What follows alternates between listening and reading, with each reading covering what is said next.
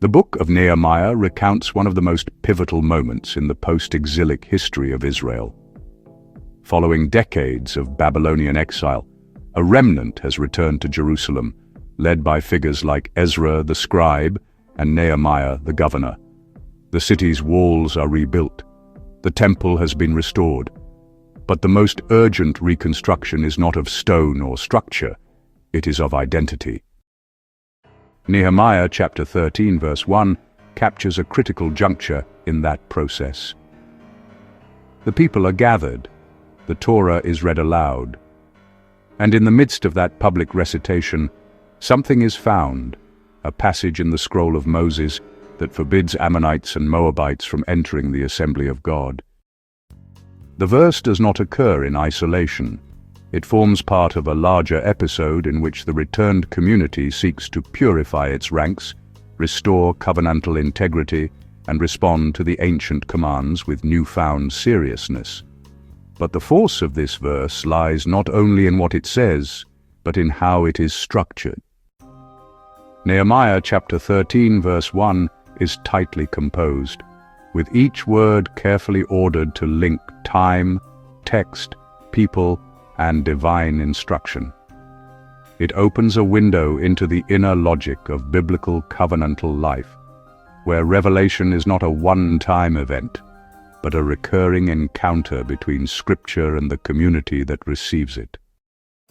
So, to understand the deeper meaning of this verse, we must go beyond its surface, right?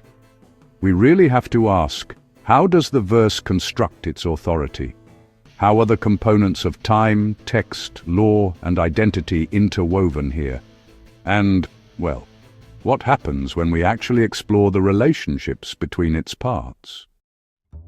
This is where a triadic method of interpretation becomes, really useful. Not as a foreign imposition on the text, but as a lens that mirrors how biblical logic itself often operates, in patterns of three, where elements relate to one another in mutually reinforcing or explanatory ways. Each triad within the verse, these clusters of three interrelated words, reveals a system of meaning that, honestly, goes beyond just a linear reading. These groupings show us not only what is said, but also how meaning is generated through relationships between ideas. Today we explore the 6 triads found in Nehemiah chapter 13, verse 1.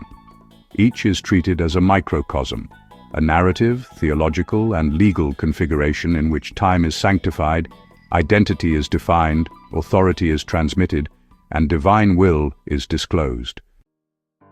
For in the act of reading, then and now, the scroll still speaks, and the day may still become holy. Our journey begins with a simple phrase, on that day. But this is no ordinary day. The verse doesn't give us a date. It doesn't need to. It marks time by event, not by calendar. So what made the day special? Well, it was the day the Torah was read aloud, and by calling it this day, the text lifts it out of ordinary time and sets it apart. There's a powerful idea at work here. The action of reading doesn't just occur during the day, it actually defines the day. The day becomes significant because it was the moment when the people heard the law. In fact, the reverse is also true. If that reading hadn't occurred, this day would have passed like any other. Its identity comes from what happened within it. We might say that the event makes the moment sacred, and the designation of this points to a kind of theological spotlight. This is not just a day, it is the day, the one where something essential happened between God, His Word, and His people. That dynamic suggests a feedback loop. Sacred time emerges when divine words are brought into public life, and public life becomes sacred when it anchors itself in divine instruction. But this also invites a question. How many ordinary days go unrecognized because the text is not read aloud? Are there moments waiting to become this day, waiting to be transformed? If only we would proclaim what is written. Now let's shift our focus from the day itself to the mechanism of revelation. The Torah wasn't simply discovered, it was heard, not privately but publicly, in the ears of the people. But what was heard? Not merely an idea or rumor, it was something found in the book, that is, in the scroll attributed to Moses.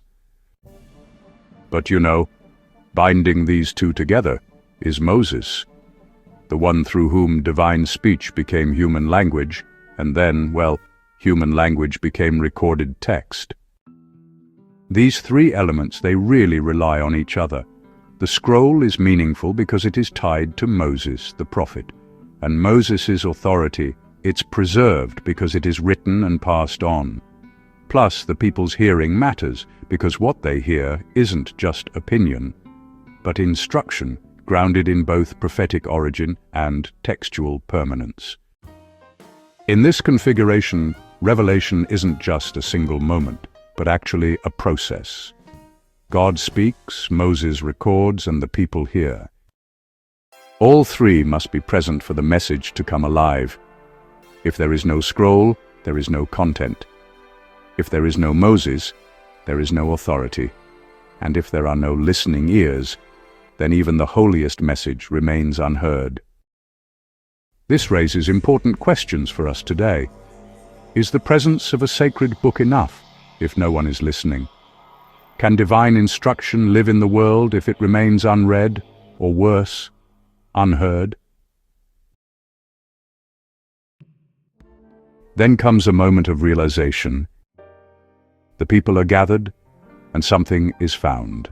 Not invented, not created, found. What is found?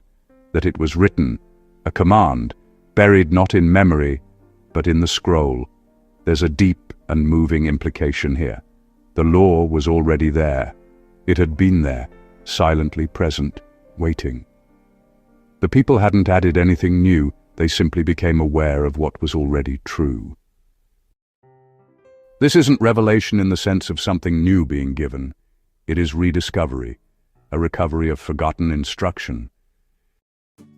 But here's the key. This rediscovery only takes shape when the people are present. It is they who find what is written. The scroll doesn't leap from the shelf on its own. There must be a community willing to look, to listen, to be confronted.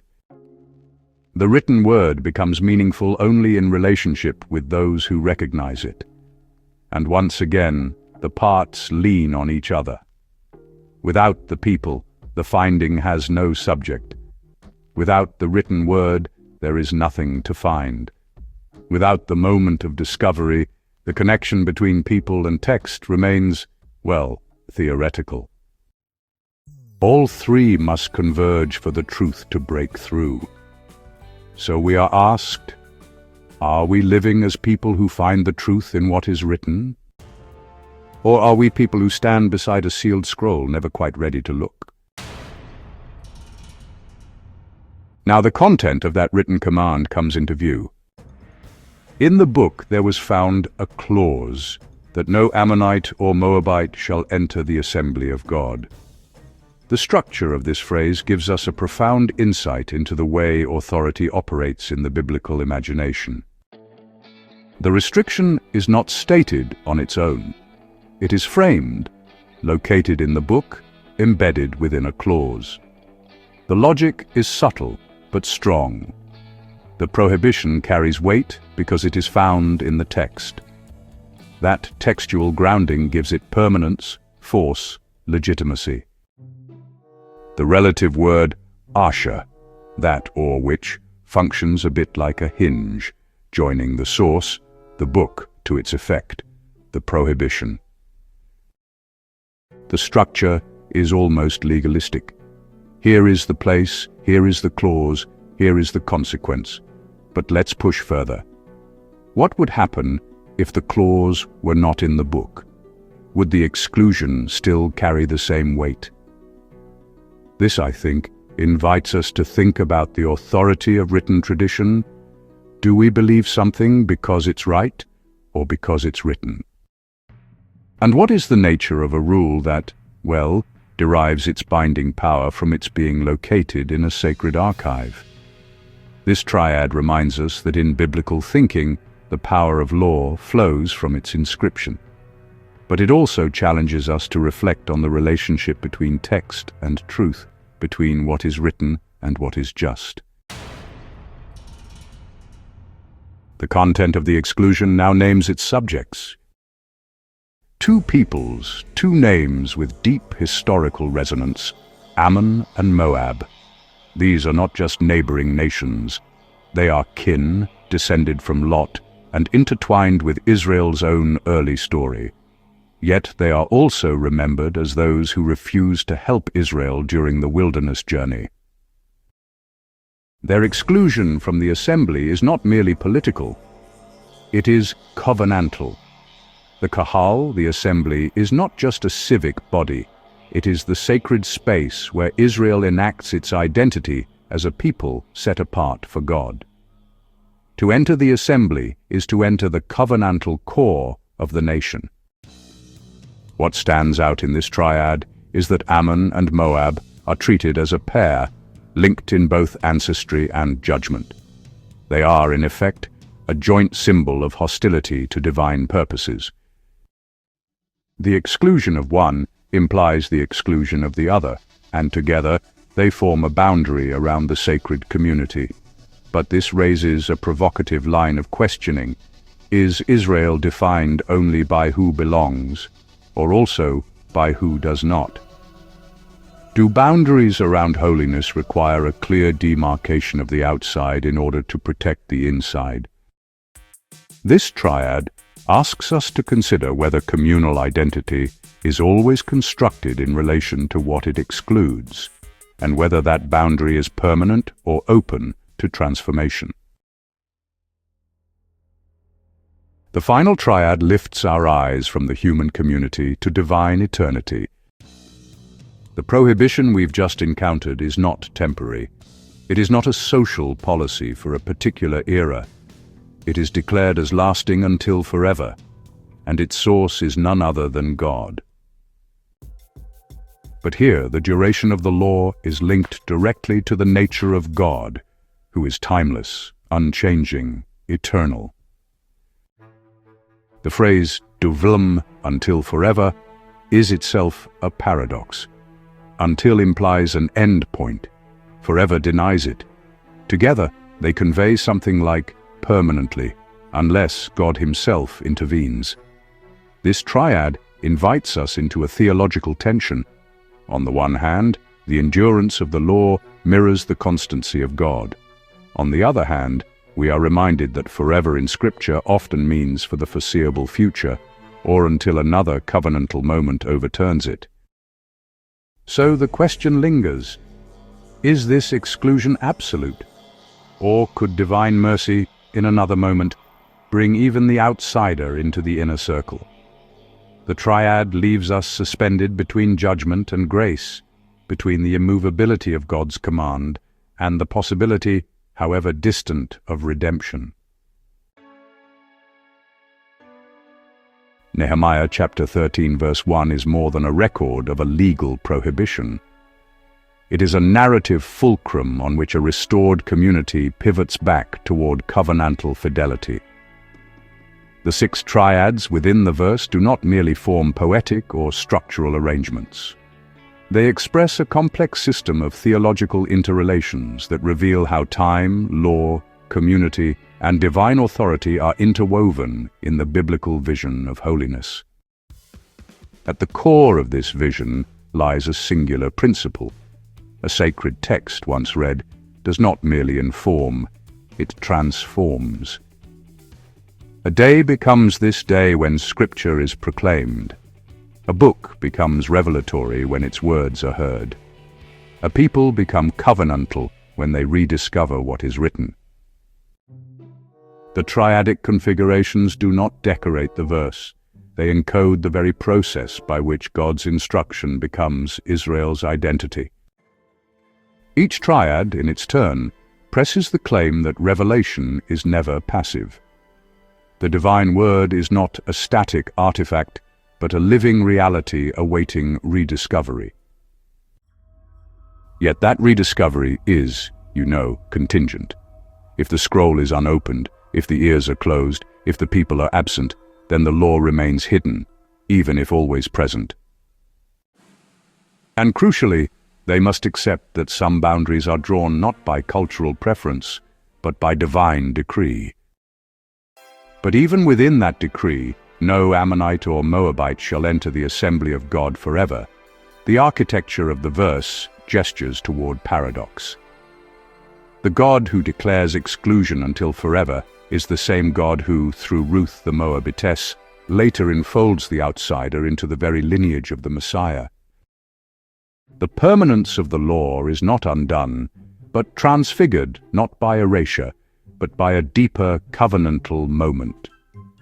Thus, the final power of Nehemiah chapter 13 verse 1 lies not only in its reassertion of old commandments, but in its reenactment of revelation itself, a moment when text, people, and time collide to recover a truth that demands both remembrance and response. In this way, the verse becomes a mirror held up to Israel, held up to us. Will we be a people who read the scroll aloud, who find what is written, who allow sacred time to interrupt ordinary time? Or will the scroll remain closed and the day pass unmarked? Nehemiah chapter 13 verse 1 dares us to answer.